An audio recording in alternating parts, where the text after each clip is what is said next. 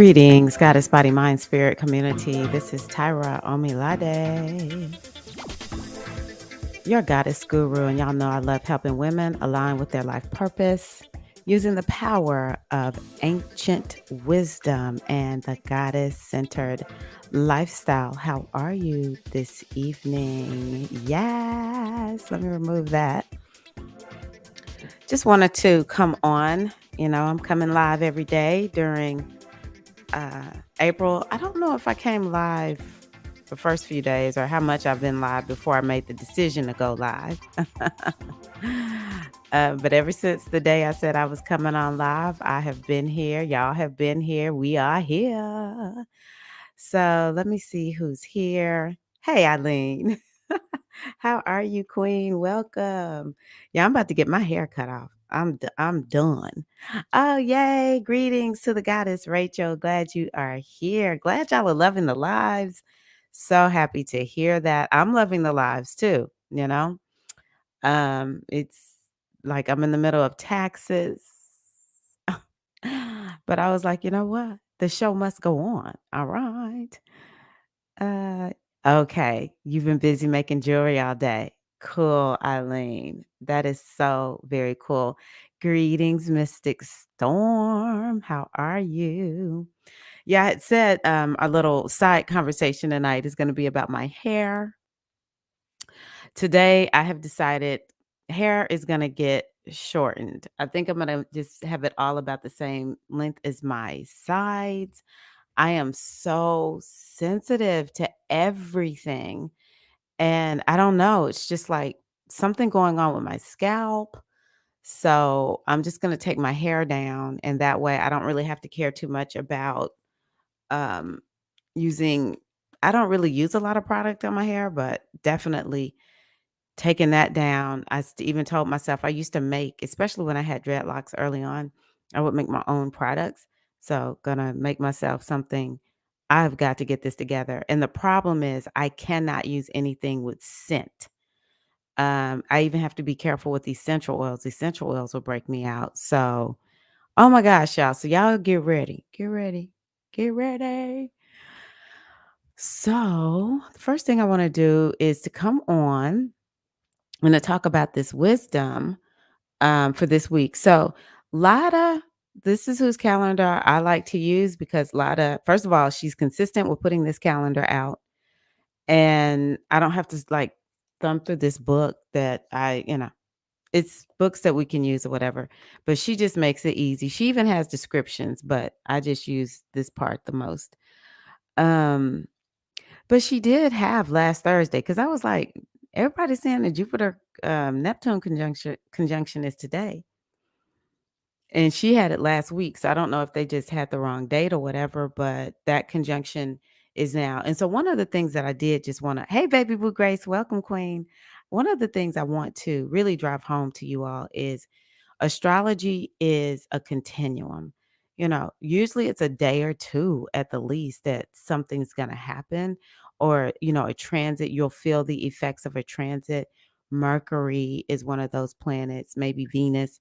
You'll only feel the effect 2, maybe 3, 4 days, depending on how fast or slow those planets are moving. And so slow planets have even more of um, a what is the word I'm looking, date span of dates. They have even more. So that Jupiter Neptune conjunction was in effect last week. Because one thing I had said maybe I'm gonna make a separate video about is I love the orb. In astrology, there is this um, thing that we use called the orb. And the orb is about like how close is something to you or how far out. You know how when you think, man, something came into my orb today. It was just like really cool the way this came in, or that's just been out of my orbit. I hadn't even thought about that. So that's how we talk about planets. It's like, okay, you know, how close in or out does one planet have to be from the other in order for us to feel the effects? And with slower moving planets like, Jupiter, And Neptune, I use what's called a 2-degree orb for just about any of those outer planets. I'm using a 2-degree orb. Typically, that's just what I'm going to use. It's called a tight orb, is what people would say. The only time I don't use a tight orb is with the moon and the sun. With the moon and the sun, you really can feel the energy of anything impacting your moon or sun within about like 10 degrees. Some people even say 12, 15 degrees. That moon and that sun will pick up on other planets' energy that's within, that's getting close or interacting and meeting with them in a particular way. And so last week, I think on that day, it was like maybe a 2-degree orb.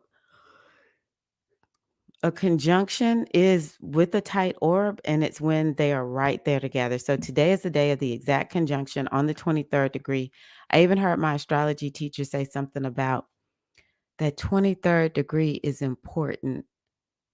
I don't know if it's some other planets that are at the 23rd degree, but we need to keep up with that 23rd degree. I'll figure out what he said and let y'all know, because I can't remember everything he said. Um But today is the day of the Saturn Neptune conjunction according to the rest of the world. And we're also having some other things going on this week. Let me see if y'all said anything else. Okay, just all the sisters greeting one another. Yes, circle up. We're in our circle. Oh my gosh, it's so great to be here. It's so great to be here. Okay, so this is the 12th. So Mercury is visible. Let me talk about this, because you don't always hear people talk about Mercury being visible. I love Mercury being visible. Mercury is a planet that stays very close to the sun. It's only going to be 20 something degrees, something like that, away from the sun. It will never go further than that from the sun. That's why we have Mercury retrogrades, because they help Mercury slow down so the sun can catch up with it. And then the sun passes it. And then Mercury's behind the sun. And then eventually Mercury will catch up with the sun and go past it, because Mercury moves very fast and it slows down because it cannot be more than, I don't remember how many degrees it is, but it's 20 something degrees away from the sun. And then Venus is no more than like 40 something degrees away from the sun.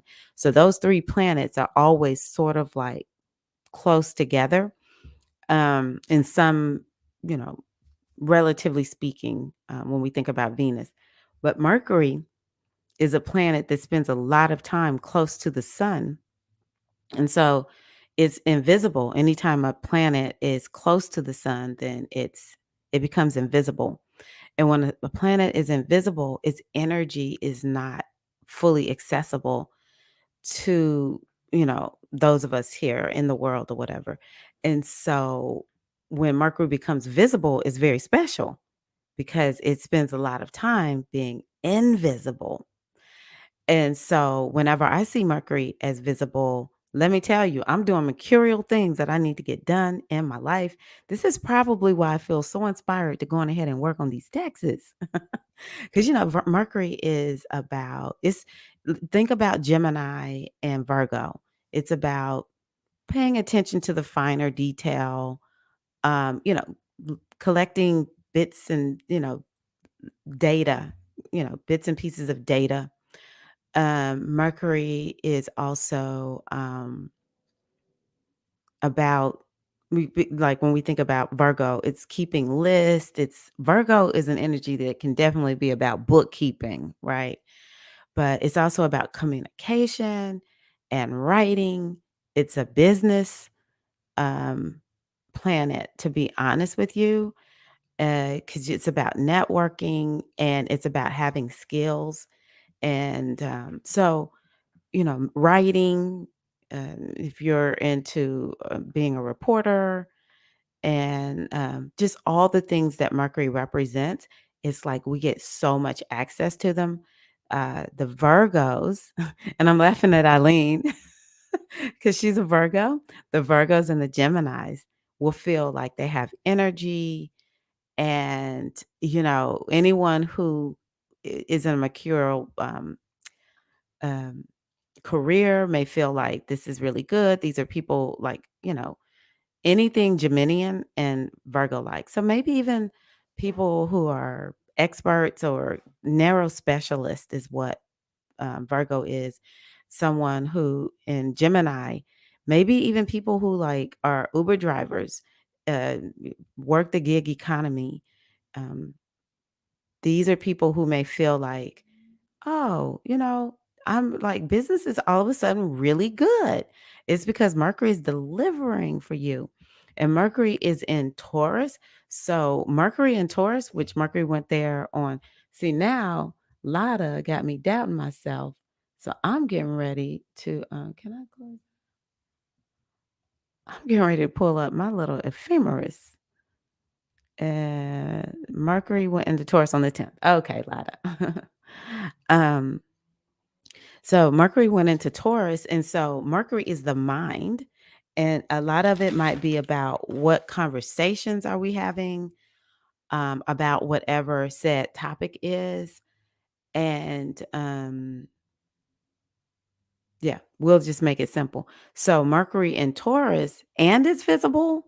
It can help us figure out some money, questions that we have about money.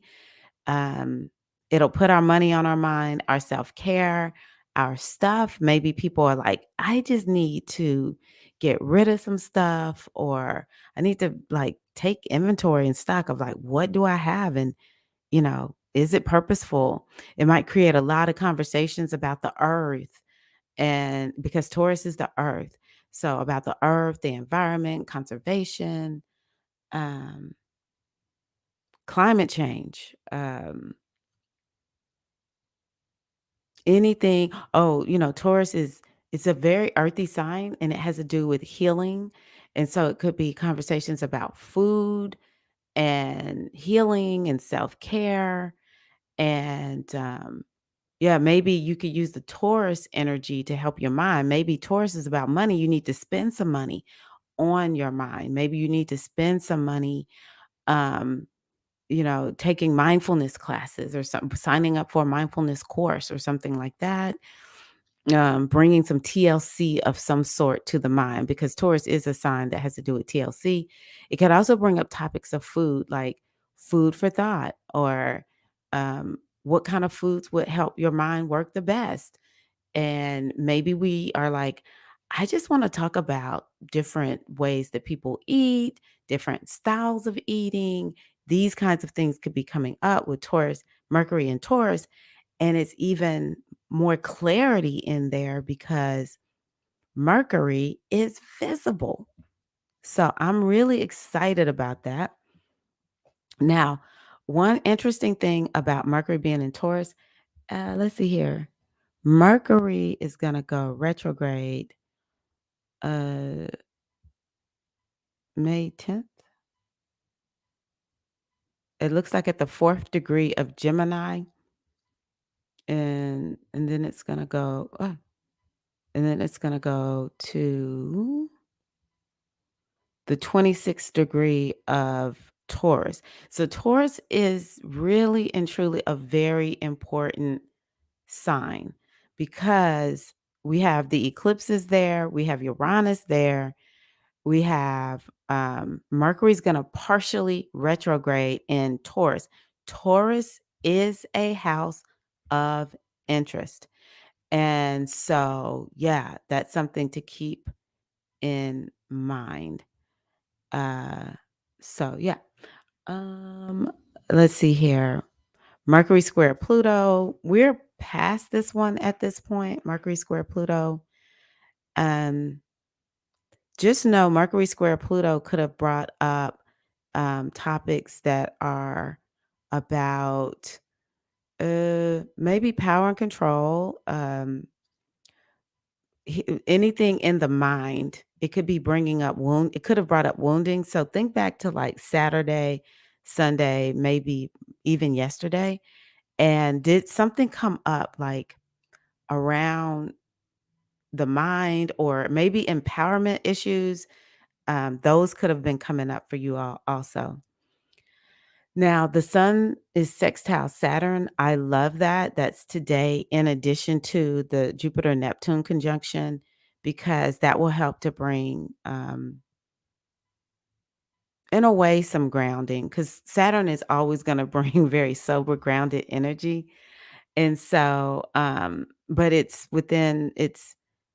Aquarius and Aries. So this is energy that's a little bit active. It could bring like you're grounded in what you're doing. You feel like you're making progress. You feel inspired to get done what you're done. This is me with my taxes because today I was like, just accept you need to get it done. I can do hard things. And I just haven't been so resistant. So that's what it feels like. Like you might feel inspired to get some things done that you may have been putting off. It's taking action in terms action that will lead you to make progress. And it's the kind of thing where it's like, because Saturn is like, well, it is about to a certain degree doing the hard things and things that are a little bit of like, it's sort of like drudgery because it's like things that you've got to get done, but it's not fun. And the sun brings that inspiration. Maybe the sun brings that big picture and you just can see a new perspective. Maybe a reframe needs to happen around the hard thing that needs to be done. And it could be also regarding moving your body. Like, Saturn is saying, come on, let's get the exercises in. And I'm just saying that because the sun is in Aries.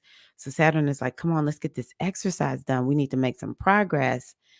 And, you know, the sun is like, okay, let's hunker down. Let's get it done. Or maybe it's just something you need to take action on. Maybe it's not exercise, but it's something where you needed some movement and you just are like, okay, I accept it. I just need to get it done. So yeah, we'll feel that maybe through Thursday. And on Thursday, Mars moves into Pisces. And so, yeah, Pisces is going to be like doing the most. Pisces, like, everybody just come on in the Big Mama house. Come on, sit down, everybody. Welcome. This is Big Mama's house. It's called the House of Pisces. So glad y'all are here. Where everybody been? Why y'all took so long to get here? Because Mars, it only goes into a sign every 2 years. Venus is about once every about 15 months. So we're gonna have Mars there, Venus there. Um, Jupiter goes to a planet once every 12 years. So we got Jupiter there, conjuncting Neptune, which it has not conjuncted Neptune in Pisces in about 160 something years. So Big Mama Pisces is just so happy to have everybody there having a good time. Eileen said, going back to the sun sextile Saturn, that's true. I see that with needing movement. I've been feeling that way. Yes. Yes. I love, love, love the sun and Saturn. These are two of my, well, y'all know I love all the planets, but especially when it comes to getting things done and feeling that inspiration, which we're not always going to be inspired because Saturn is also about commitment. And so maybe there's a renewal in your commitment to do the very thing that you haven't been taking any action on. So, I love these two planets together. But Mars going into Pisces, wow, like I cannot overstate the importance of this Pisces house, y'all. Like this house can bring healing, it can bring the ability to confront what you need to confront in order to bring that healing. Um Venus being there exalted so many blessings in that. So please open yourself up to what do you want to manifest. Another thing that I'll say is this can be a time, especially once Mars moves into Pisces, that you can say, you know what, I'm going to face my fears. Pisces is often like what's hidden in the subconscious mind. And so sometimes our fears they stem from what's in our subconscious mind. And if we could address what's there, then, we won't have that fear blocking us from moving forward. But yeah, I just relate Pisces to Amen. And it's like we have to face our fears. This is an important time. Face your fears. You will receive a blessing when you say, I'm going to stand flat footed. Because see, Pisces is like, no, I just want to run away and escape. I don't want to face this thing. I'm like too sensitive, or, I don't like fighting. Pisces is very loving and compassionate. And so now we all are being given an opportunity to face the things that frighten us, and face our fears, and face our wounding and the secrets. That's another thing about Pisces. It's an energy that has a lot to do with secrets. So really, stand flat footed and looking at the secret, and maybe releasing its power over you if it's a horrible secret. Mars and Pisces, that might be a time where we all want to focus on working out in the water, or doing things that are fluid, like yoga, anything that's flowy to move our body, because Mars is always about action, and we can always relate it to exercise. And so I would say it would be more of like stretching and yoga, working out in the water. But also, Pisces is the lymph system. So focusing on the lymph system as well as your feet. Um, it's a time where, and it's just not Mars and Pisces, it's all these planets being in Pisces. It can make you have a lot of creativity and download a lot of ideas. And maybe even with Mars being there, take action on the ones that feel like they've just been pipe dreams. No more pipe dreams, right? Hey, Queen Marat Rogers, how are you? Greetings. So yeah, Mars and Pisces would just be like, no more dreams. We're not doing that anymore. So yeah, maybe tonight I'm gonna post up details for the full moon workshop. I'm probably just gonna have to do it here, and then I can give y'all a link for if you want to come into Mighty Networks and dance with me. Hopefully, and you know, just with the support of the mothers and all the ancestors of taxes and tax preparation. I will be done with my taxes by that day. Um, but I would like to dance. I do have some music that I can dance on YouTube with. So, but yeah. So on the 15th, just know I'm doing something for the full moon. So y'all come on, circle up with me then. Um, And then we have the full moon on the 16th in Libra. So I think that this is a very important full moon. And I'm going to tell y'all why.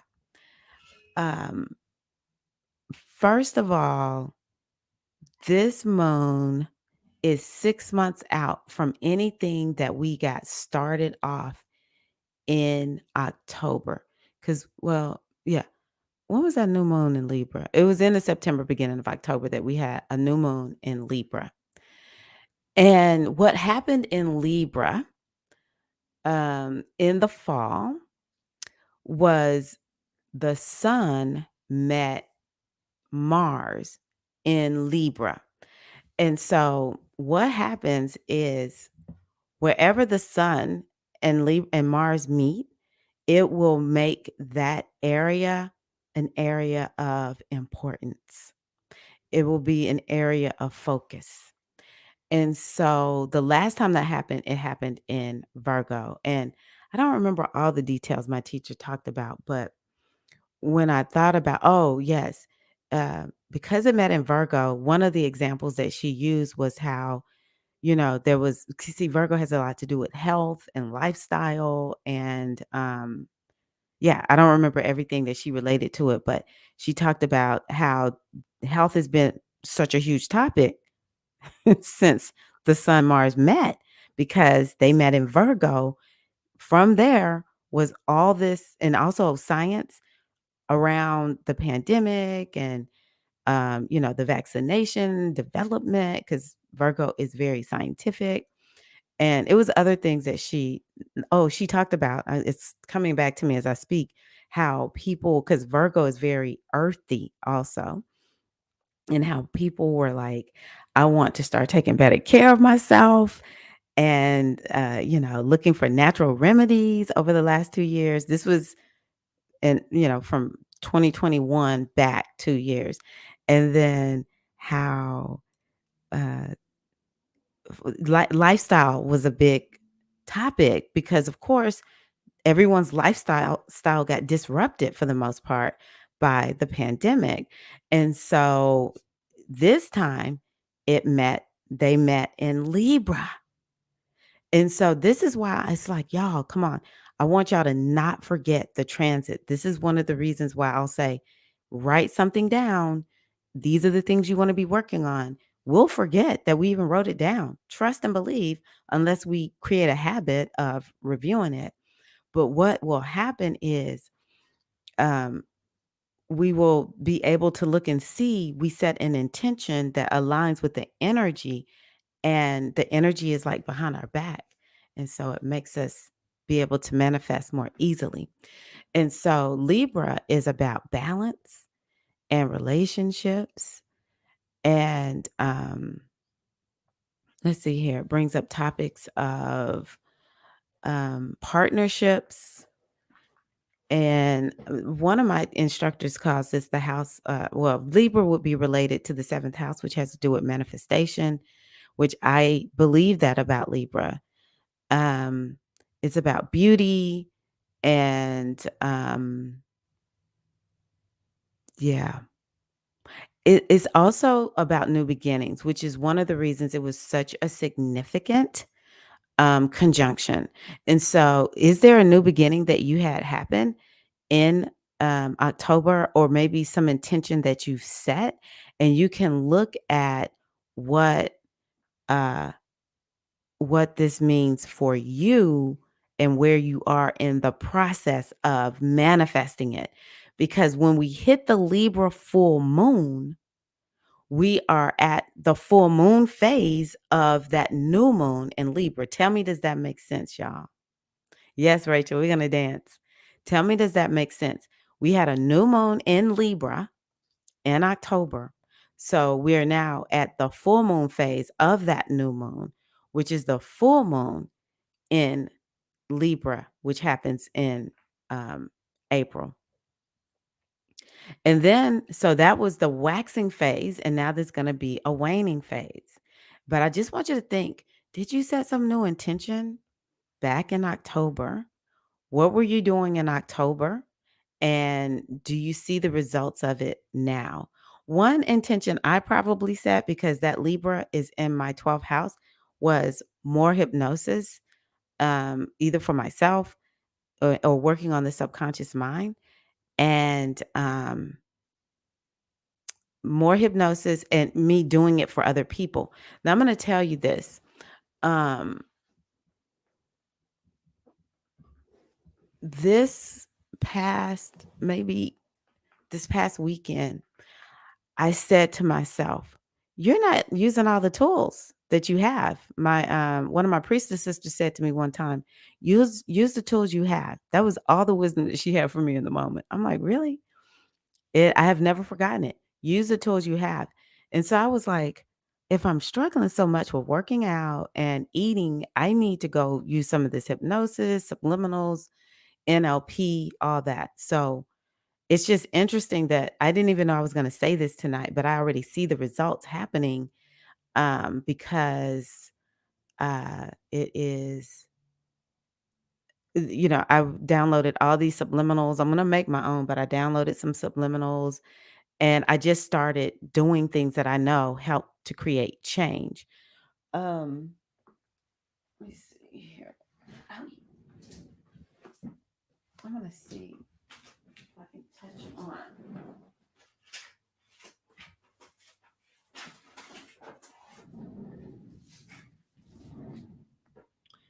And it's working. Today when I did my workout, it's so funny. I've been working on my taxes, and sometimes I just get so stuck in it's just like I can't stop working on something. I'll just work and work and work. And so I finally set my timer. Ooh, my ankle is itching.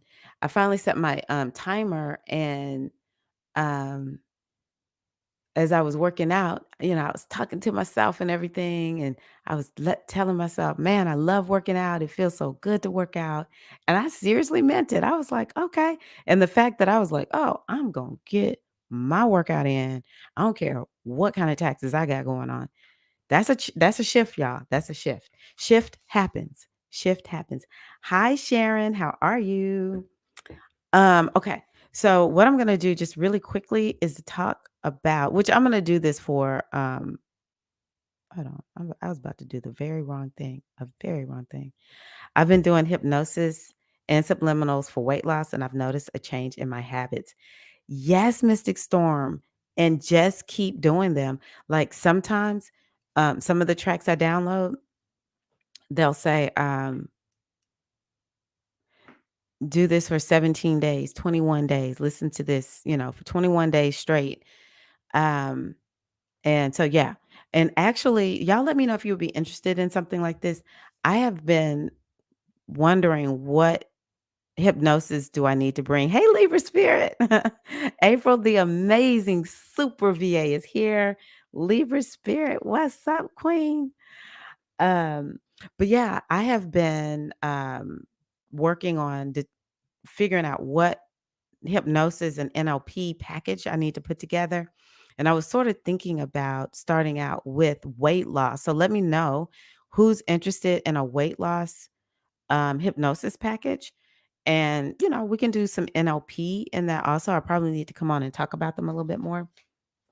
But so yeah, the hypnosis, it gets to that deeper mind. It can like uh uh, unplug the program that's there that maybe, you know, triggers a behavior, and now you are doing the very thing you said you weren't going to do. Hypnosis is what we do in order to get the subconscious mind on board with what we want. Okay, so yes. And then the subliminal messages, like well, I was on another call earlier with the spiritual aspirants, so I may not have said that here, but what we do is we make a lot of suggestions to ourselves. So when every thought we think about ourselves, I am this, I look like that. I'm the type of person blank. We talked about this yesterday here.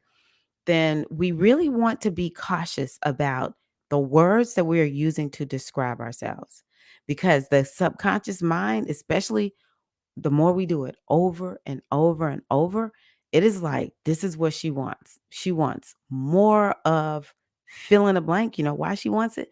Because she could just keep saying it about herself. If you can't say good things about yourself, that's really just the indication of where you need to heal, how you need to heal. Okay. So hypnosis for losing weight is, look, we'll say it this way. We want to donate the weight. Hypnosis for weight donation to the universe, for losing it, for releasing weight works. It really does. So, yes, I'm going to keep y'all posted. Somebody asked me the other day, I was like, I really need to get these out, get these packages together. So, I want y'all to think about this full moon that we have coming up in Libra. And I'm going to tell you, I'm probably just going to kind of do it according to the earth element or the element, what this could mean, like just real light topics. This sun meeting the Mars in Aries, very significant. It will bring up these topics. Another thing that Libra has to do with, which I didn't say earlier, is has to do with contracts and agreements. And so, yeah, like, maybe some of us are coming up with contracts. Maybe some of us are having to sign agreements. But this is what I want to put out there for you. I want you to take this full moon and think about what contracts and agreements do you need to keep and which ones do you need to release. Anytime I'm dealing with um, Libra energy, I'm like, okay, I need to really look at doing things differently. I need to look at what have I agreed to. And so you may want to think back to October. Even I'm thinking back to October to like, what did I agree to back in October?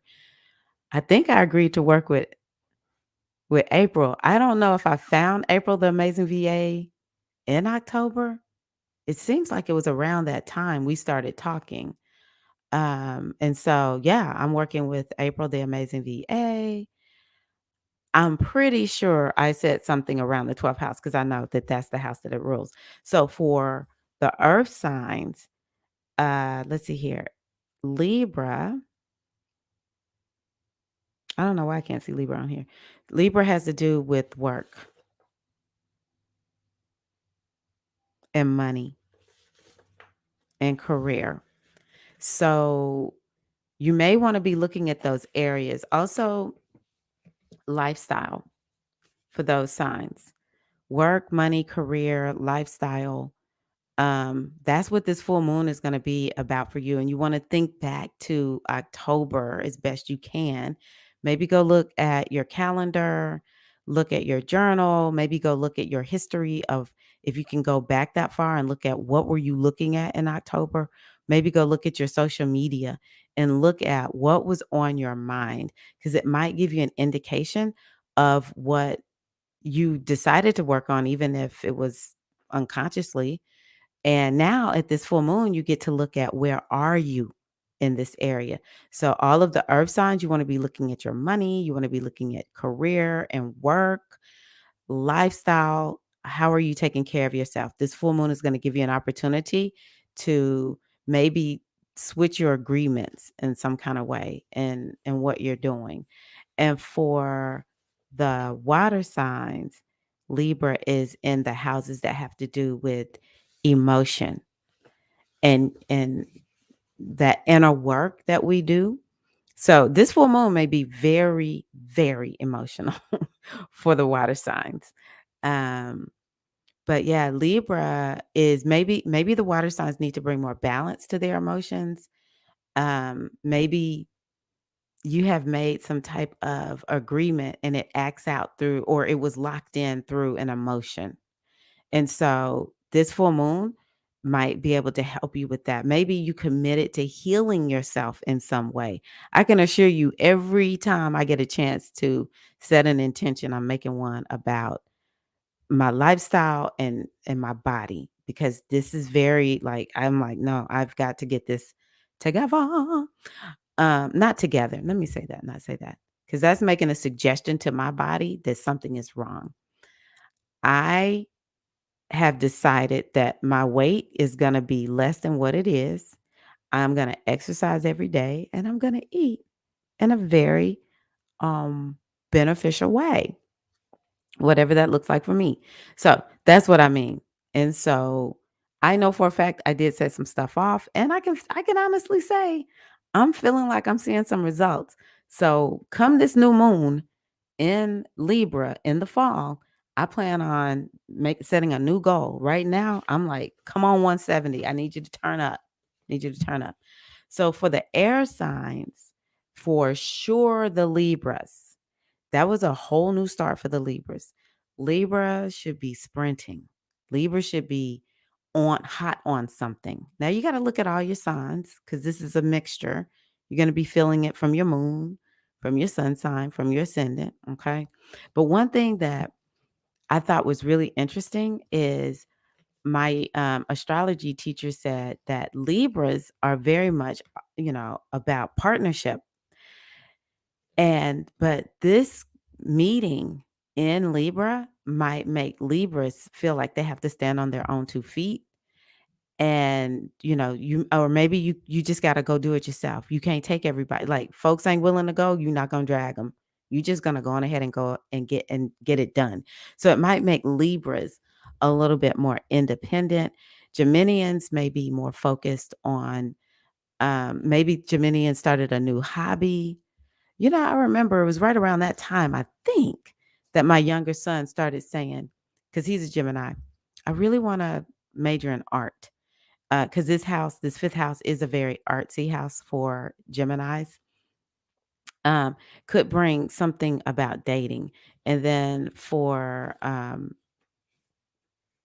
Libra, Gemini, and Aquarius is, where is this happening for Aquarius? Oh, it could bring foreign travel. So maybe some of the Aquariuses are like, man, all of a sudden I'm just like traveling, far places. Or maybe all of a sudden the Aquariuses said in October, I think I want to learn something new, but it's something you'll master. So it's like learning over a long period of time. Maybe the Aquariuses feel like they're having an awakening us, and I've actually noticed quite a bit going on with the Aquariuses, I think. So, and for the fire signs, this is happening in the social houses. So it could be, you find yourself socializing more than ever as the fire signs, getting out, networking. Maybe you set an intention to make more friends, hang out with more friends, and now you find that you're building your friends list and you're filling your calendar up with meeting with friends, or maybe you want to make some more partnerships. Maybe some of y'all were like, I really want a new relationship. And you opened yourself up to a new relationship. So maybe something is sparked in the relationship house. And it also could be some of y'all may have said, I think I want to start a podcast, or you want to find people and hang out with them who think like you. You may have said, I'm tired of hanging out with people who don't think like me and don't want to make progress. I want to make progress. And so you go hang out with people who have shared interests and they're more progressive in their thoughts about whatever the topic is. It's not anything in particular that I'm talking about. Yay, Fallon. Glad to hear that. So very good. Let's see here. Right. We are doing weight donations. Give a donation to the universe of your weight. I agreed to sticking to my boundaries in relationships with others. I love that, Eileen. And I'm happy you can remember that. And I'm sure it's working out for you. April said, I journal at every new and full moon to look back. Good reflection. It really is. It's one of the reasons I'm so like crazy for the moon years ago, like 20 years ago, I was doing this and I noticed my life was different. And it came back to me. It was different for the better. I was more aware and I didn't know anything about astrology. I just journaled at the new moon and the full moon. I knew to set intentions at the new moon and then take an assessment, look at what I am, celebrate at the full moon. And then when I was going through the Dark Pixie School of Astrology, the way I was able to get the certification is you have to write your transits out. And you have to not only identify what transits are happening, but you have to write what happened during that transit. And it just helped me to realize when I write things down for the moon, in general, but definitely for the moon, it is so, or I get a lot of insight. So this is a moon where we will get a lot of insight. I haven't looked at what planets are going to be a part of it or anything. I'll do that on Friday. I'm definitely going through a spiritual awakening. Are you an Aquarius, Mystic Storm? Seemed like we talked about this the other day. April is spot on with that because I'm using the moon journal you gave us in the Goddess Body Mind Spirit community, and it helps me be so aware. I agree, Eileen. It's a reason I put that together for y'all. That moon journal works, even if you just look and see what's in the moon journal and then you journal in your own, you write in your own journal. You don't have to print it out. It works. It's all about keeping up with your own energy. So very important. Alignment of many planets this weekend. Yes. Yes, Fallon. Okay. So yes, Mystic Storm. Oh, Mystic Storm. I just noticed that you put your signs there. So she's an Aquarius sun, a Pisces moon, and a Gemini rising. So yeah, for Mystic Storm, this full moon it could be very let me see here. For the air signs, it could be very lucrative because it's happening in a sign where it's like good fortune, or in a place in your chart where there's good fortune and it's just like things are flowing your way. And so I like that for you. You have air and water, a nice balance. Let's see here. Venus is in Aries, Saturn is in Aquarius. No, Venus is in Pisces, Jupiter is in Pisces, Saturn is in Aquarius. Mercury in Taurus, the sun is in Aries, which is very good.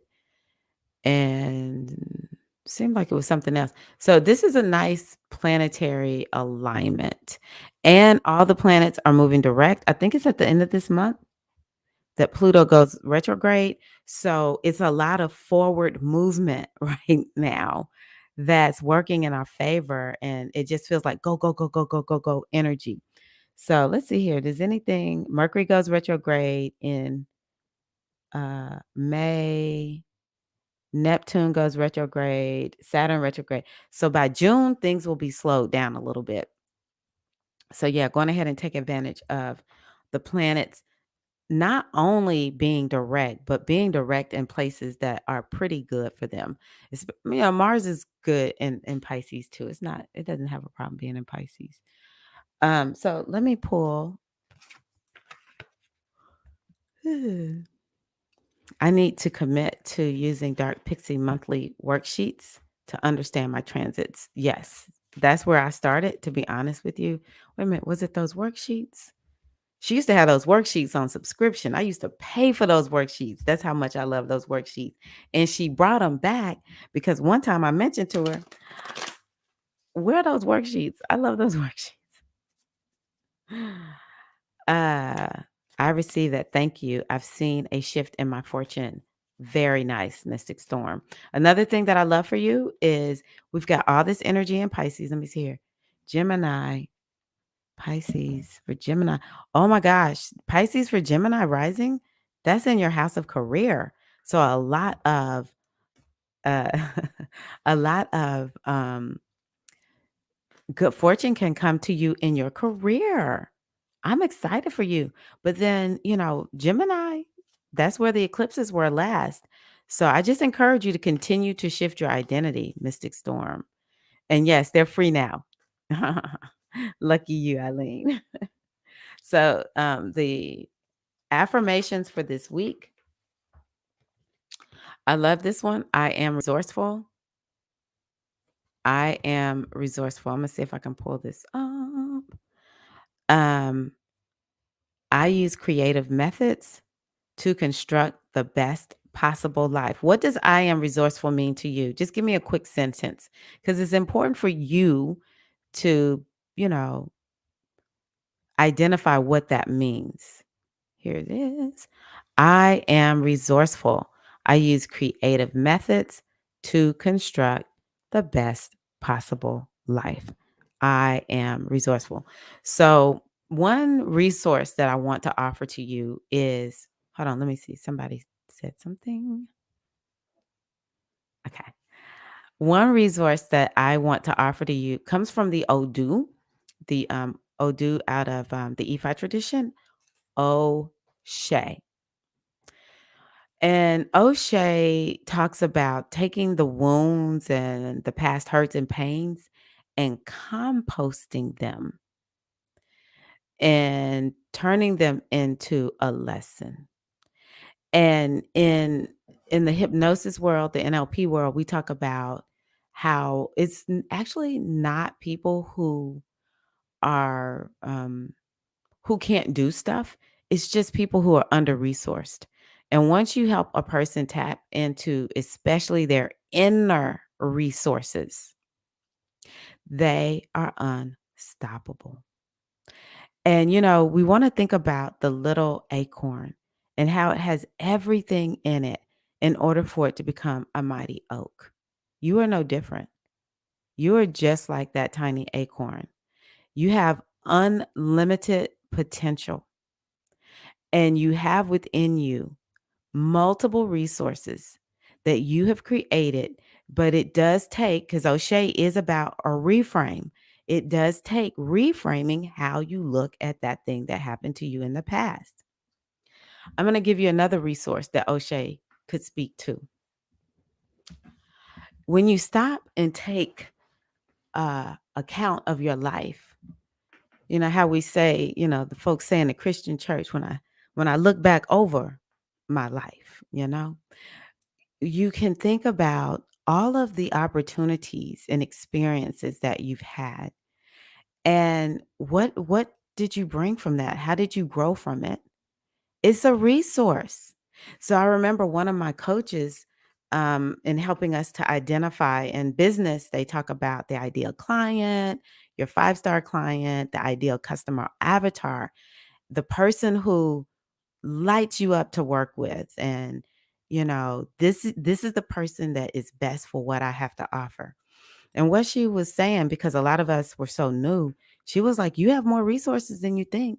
I want you to write down every job, every volunteer opportunity that you ever, embarked on. Um, no matter how big or how small, could have been when you were like, a babysitter somewhere. She had us write down everything we ever did to look at what did we get from that. I had tears in my eyes because I was like, "Oh my gosh, I have lived this life where I've done so many things and I can draw from those past experiences. These are, work experiences and volunteer experiences, and I do. Like when I come on here, one of the experiences borrow from is I am formerly an African dance performer. And when you do that, you have to learn how to grab your nerves and just say, I don't care how scared I am. This is what I do. I perform. And I'm going to go out here and I'm going to do a bang up job. That's something I don't do it as much now because I don't really get nervous anymore coming on. But I used to have to, like, coming on here, I have to say, tap into performer Tyra. And I would remember what I did, and I would just grab up my energy and come out here. When you're on stage performing, you really have to be the sun and your energy. This is why Leo energy is so big. It's the energy actually of actors and, performers, actresses. And so, you have to be bigger than life. And so I would come out on the stage and just be bigger than life. And, sometimes in the past when I would come on here, I would come on bigger than life and just bring in, all my charisma and everything because I know how to do that from being a past performer. I'm just going on and on and on. I know Fallon doesn't mind me putting it there. First of all, she's my baby sister. And secondly, she's a Leo. So shine, Leo, shine. So yes. Let's see here. I have a lot to give, use, and share. I love that, Eileen. Yes, you do. I am resourceful because I speak for what I need. Beautiful. And one thing that you just tapped in my mind, Fallon, is um, a resource that some people can use is you do it one time and maybe your knees are knocking and you're shaking in your boots, but you see the good results that came from it. May not be that it was just like so easy, but something beneficial came out of speaking up. Maybe when in the past you didn't, and now it's a resource because our memories, they can be our resources. So remembering that when I spoke up, it was beneficial. That now becomes a resource for speaking up for what you need even more. I love that. I use the tools and methods I I've developed to cleanse energy, heal, and grow.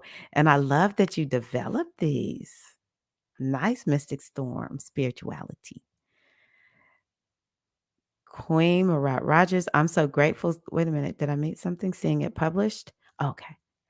My Psalms through my Psalm Palms book, poetry book. Oh my gosh, really? Beautiful. I am so is it My Psalms? Is that the name of your book? What is the name of your book, your poetry book? Nice. Congratulations. Yes. Congratulations. Yes. Yes, memories are resources. Memories can be Memories can be our prison or they can be our resource. So we just want to be more mindful of how are we using our memories? Are we using our memories to keep us pissed off and frustrated? Maybe for me, sometimes in the past, it was like, oh, I've got to remember this so I never let this happen again. Um, what is that memory doing as it comes up? But when we remember, like, I remember I did this and how good it was. Why did I stop doing this? I'm going to start doing this again. We have so many resources, so many internal resources. Yes, memories are resources. Okay, what was the second card I pulled? Interesting. Very interesting because I don't know if I have this one in here. Let me see. I'm going to put the one. Oh, yeah, I do. I am fearless. I dive into life with boldness and freedom. And y'all remember, I said one of the things, Mars moves into Pisces on Thursday. One of the things that I said is, while Mars is in Pisces, it can be time to face our fears. It can be time to be fearless. What do you need to be fearless about? Yeah, what do you need to be fearless about? And yeah. We could say, what do you need to be courageous about? Because courage doesn't always take being fearless, but maybe you just really need to boil it down and just say, I need to be fearless. I just need to effing do this thing. I just need to go for it. The energy is supporting you this week to do that. So I am fearless. I dive into life with boldness and freedom. One other thing that went through my mind, and tell me, what does this mean to you? But one other thing that went through my mind is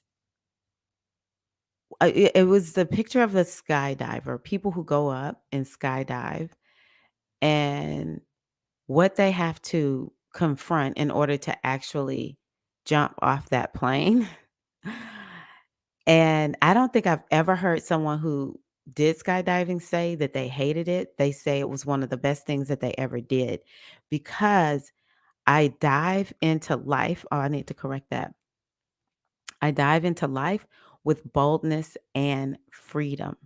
And so, let me do this again. That's how I see being fearless is you just say Geronimo and you just do it. And then it's just like the skydivers, the ones who go on the skydiving trips.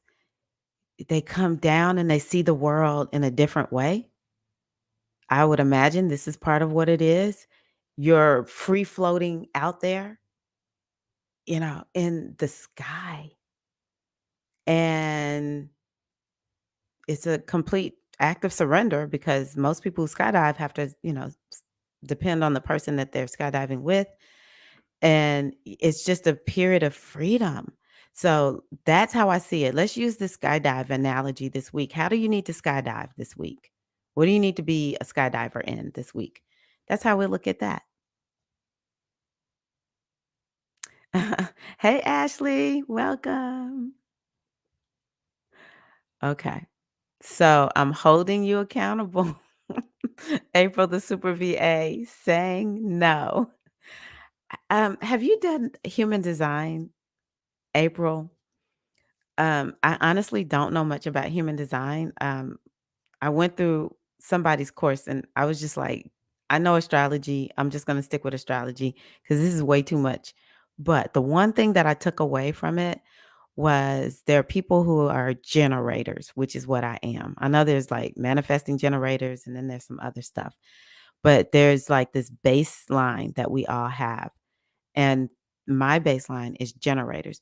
Generators draw all kinds of opportunities. Generators have to learn to say no. And so you sound like you might be a generator. Enjoying sex freely. I love that, Fallon. Love, love, love that. Skydive into that. Yes, Ashley, you caught alive. Yes, yes, yes. Yeah, Fallon, that's a really good point, actually. A lot of women need to skydive into, we need to have a safe partner. We need to have a partner who we feel comfortable with, But yeah, skydive into that. You know, one of the things that just went through my mind and thinking about it is how much our sexuality has been just so controlled in so many ways.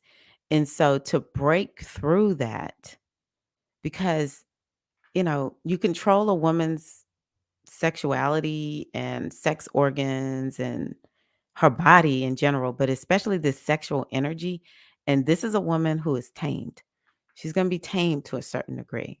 And this is not about, you're less than a woman if you don't feel like you're orgasming or anything like that. It's more just about levels of unlocking doors and levels of unlocking your power.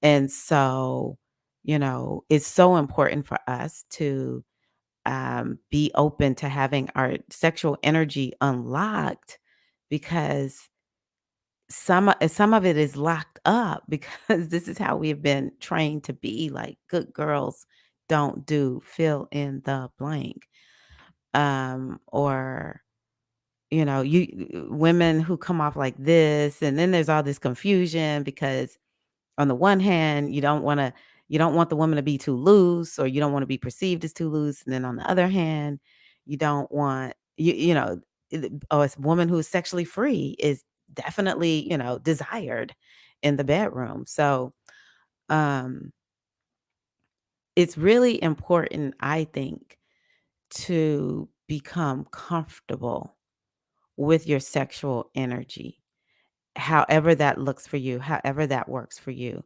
And so, yeah, to get to the point where you feel like you're more of a skydiver.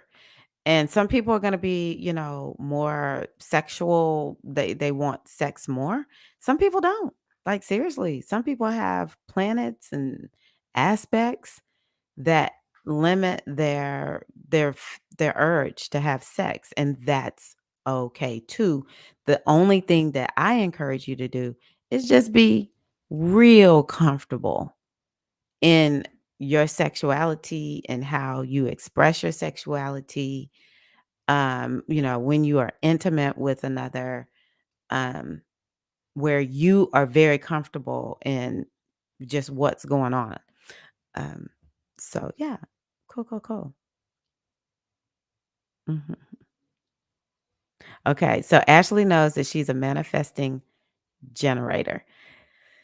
Yeah, tell people because a lot of people are very much into Myers Briggs and human design and other things. I don't know all of the different types of stuff or whatever. I think it's so important to do those so that you can understand yourself, so that you can understand and accept yourself. That's what's most important about it to me, that you accept who you are and stop letting people make you feel bad for how you are, you know? But I was like, I don't see how you predict with human design. I need predictions. I need to know, around this time, this is what's going to be the focus for me. You know, I need to be able to predict some stuff. And human design, just, I can't do that with that. I love it. I think it's great though. You're welcome, Fallon. Society is so weird when it comes to sexuality. Yeah. And that's why I think it's important for us to take control of the narrative of sexuality in our own lives. It's very important. It's important for us to have these kind of conversations where as some women may say, I have blockages there for whatever reason. Some women may say, I don't get enough. I'm like a man and that's okay. Or some women may say, I just never really have a big appetite for it, and that's okay too. Or women talk about changes that they've experienced. If you are highly sexual, you have a baby, that decrease my sex drive. Oh my God. Some women are like even more sexual when they're pregnant. Um, and some women just like a lot of us lose our sex drive, especially if you have like a tear or something like that. You be like, nah, I don't have no sex drive right now. I got a tear that's healing up. um, when we start going through the change, your sex drive may change too. So that's something to think about. You may not lose your sex drive. It just like, the thing about it is if you were, one of the younger women who had a high sex drive, and then, that's we have those sex drives because nature is like, we gotta keep humanity going. That's part of it. Some of it is, yeah, we have sex drive so we feel good. But I mean, like, come on, like biologically speaking, this is to help keep the human race going. So it's gonna be higher during those menstrual years. And then if you're one of the women that, you like prided yourself on having like a really good sex drive, you have sex regularly, then you go through the change, which folks don't tell you about. You don't really need to make babies anymore. So your sex drive is there. It's just different. That might be something that either it just needs to be said so people feel normal, or, it's something that a woman might have to work her mind around, because the sex drive does change once we have that hormonal shift and there's no need to make babies. Um, Aquarius energy. Oftentimes, Aquarius it depends on what's in their chart, but yeah. Wait a minute. Eileen said, I am fearless um, is about me living out loud and abundantly. I love that, Eileen. Not hiding. Exactly, Eileen. Aquarius, yes. Society doesn't want you to tap into that energy. It really doesn't. Seriously, a woman who is sexually liberated is you can't tame her. And sexually liberated doesn't mean that she just will have sex with anybody. It's an attitude. It's a way of looking at it. Because sexual energy and spiritual energy is one and the same. It's the same energy. Our sexual energy is related to our creativity, our ashe. And so I don't know why I'm sitting here with this on. Woo, because it's been hurting my head. I guess I felt comfortable, but I need to take that off. But yeah, sexual energy and spiritual energy is one and the same. It's all related to creativity. Um, and so when a woman is good in her sexual energy, creating what she wants in her life becomes so much easier because she's tapped into her power, her ashe. It's the same for, men, people born in masculine bodies. Doesn't matter if you're born in a masculine body or feminine body. When you have a grasp on your sexual energy, you will become a powerhouse. And so there is this concept. I don't know if you have heard of this in the Hindu tradition called Brahmacharya. Brahmacharya. And it's about sublimation of the sexual energy. And there's so many different teachings or whatever, but Brahmacharya is really about channeling that sexual energy, um and having it help you to achieve spiritual enlightenment. So I know some people who've done Brahmacharya. You just take a vow where you're just not gonna have sex. Sometimes brahmacharya might be just something that happens. You just end up in a time where you're not having sex, and so you can turn that time into a period where when you feel that sexual energy, you allow it maybe to heal your body. Um, you can channel it through your body. I'm not super adept at brahmacharya work, but I imagine it's like channeling it through your body, and it can help you to achieve spiritual enlightenment and just get a lot of stuff done. You don't always have to orgasm. Um, some people are like, forget that. I'm going to orgasm.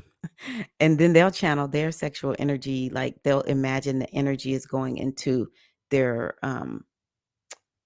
their goals, whatever they want to achieve. Good evening, Live in Limerick. How are you? Oh my gosh. I know Ashley won't mind. So we heard from Ashley on the spiritual aspirant call that she had gotten a job offer. Now, Ashley has been working on her vision board. She's been doing her spiritual work. She started working with me back in the fall. And so she's letting me know she just got her 4th job offer right before the live. I am so excited for you.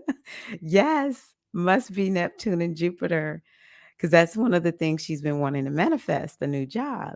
So keep me posted. Keep me posted. Yeah, Brahma Chira is something like BHRAMACHYRA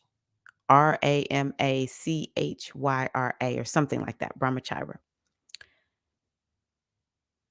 Isn't the human design similar to Kabbalah?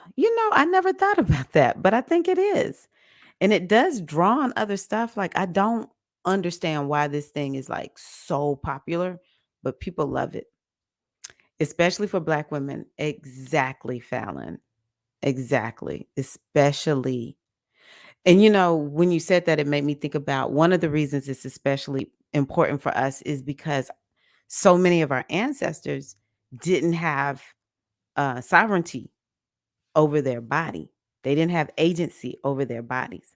It is incumbent upon any Black woman who um, is a descendant of one of the African women who was enslaved. It is incumbent upon us to heal up our sexual energy, because when a woman heals her womb, she heals her whole line's wombs.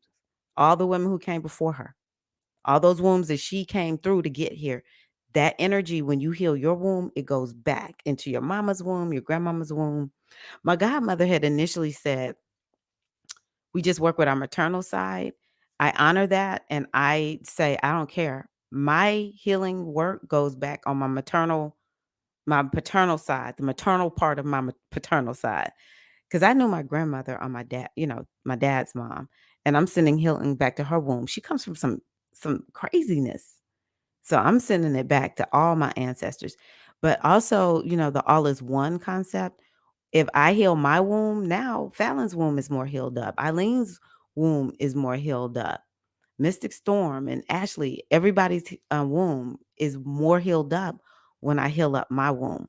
And so we are literally healing one another's wombs as we heal our own womb, as we step into being sexually free and liberated and healthy, and to understand that our sexual energy is not exactly about connecting with another person. It is part, it could be that, but it's not exactly that. It's more about honoring our power of connecting with other people, our power to manifest, our power to walk empowered. This is largely, to me, what the sexual energy is about. It's about, I'm gonna make my life work for me. And the way I'm gonna do that is I'm gonna make sure I freaking unlock this power within me. And I just feel comfortable with it. If I feel sexual, it doesn't necessarily mean I need to have sex. I'm just lit up. That's how I feel. Just lit. I'll come on and do the best live stream, or I'll create like the most impressive course, or do the most beautiful dance, you know? So it's multifaceted. Yeah, human design is like understanding yourself. It helps you to understand. It's all these different classifications. It's sort of like astrology, but not. Um, I don't know how to explain it. Oftentimes, the image we have about ourselves is not the same as a man. We think we're not sexy, but the man sees a hot, sexy fire. Yes. We have to feel safe in our own skin. Ooh, it's beautifully made and blessed. Oh my God. I just need to put that up on the screen. I love that. And I couldn't agree more. I couldn't agree more. Because connecting with that sexual energy, also, you have a certain attitude. Now, I'm talking about a healthy connection, being, you know, sexually liberated and evolved. It's a reflection of what's going on the inside of you also, and you just walk more confidently, and you're just unto yourself. And maybe you want to hang out with your partner, maybe you don't. Maybe you wanna go work on your, something that lights you up. You're really interested in some hobby. Maybe you wanna go work. Maybe you wanna clean the house. You're just unto yourself, and that could be highly attractive. Men are very attracted to feminine energy. I know, thank you, Ashley, for freeing me the other day because Ashley was like, "Yeah, you fine." Because I just wanna let people know I honor all the variations of how we show up. Um, but this is what I know the best. Men are very attracted to feminine energy, and it just behooves us to show up as authentically in our femininity as possible. And that means show up masculine if you're a more masculine woman, show up more feminine if you're a more feminine woman, just show up authentically. There's some man out there that wants you or will be attracted to your energy. So I agree. My sex drive has only increased over time. I need a very understanding partner. Go get you a youngin'. No, I'm kidding. I think Fallon Aquarius, what we were saying with Aquarius is tell me if you meant this, Ashley. Sometimes Aquariuses don't need a lot of sex. Um, I think that's what she was saying. Yes. Okay, so I know how old Ashley is, and actually, Eileen, you're still in this range too. From age about 37, 38 to about 42, 44, give or take a few years, women step into their sexual maturity, and you'll hear them say, and I went through this. It was like, "Oh my gosh, this must be what they say the 18-year-old boys are going through." He just feel horny all the time. And nobody tells you this. So I told y'all. Hey, Peg, how are you? Yes. Oh, hey, everyone who is a part of the spiritual aspirant initiation, please watch the replay of tonight. It was so good. Very, very good. What we talked about. We had some ideas come out. We celebrated Ashley. Yes. So this is from Fallon to Ashley. Hey, Peg's a star. Yes, yes, yes. Yes. I sent an email out, Eileen. That's what I wanted to call her. Eileen Peggy Boo. Yes. Okay. Ashley said, I've got the juice. Show those Mississippi hips.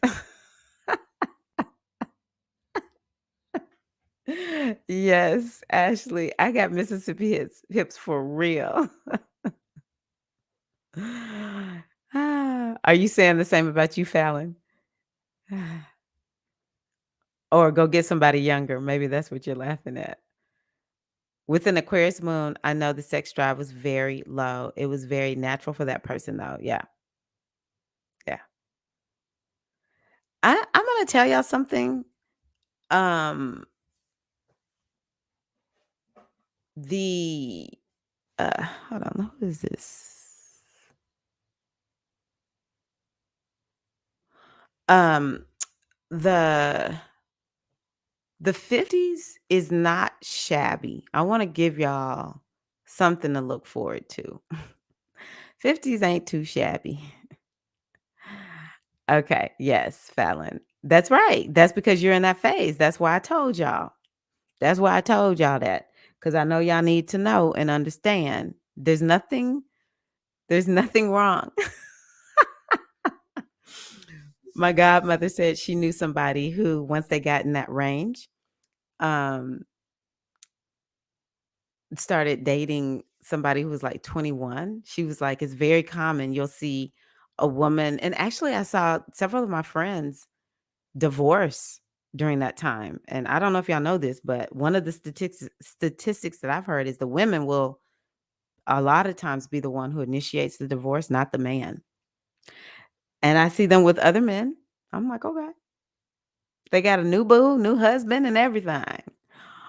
Um, but yeah, my godmother said she knew somebody who Started dating like a 21-year-old. And then when the phase ended, she got rid of, not got rid of him, but she moved on from that relationship. So it's a when you're in your late 30s, early 40s, I would even say all of the 40s, it's actually a really good time. You're young, you're not old. Don't act like you old because you ain't. Enjoy. Go I am fearless. Go full out in life.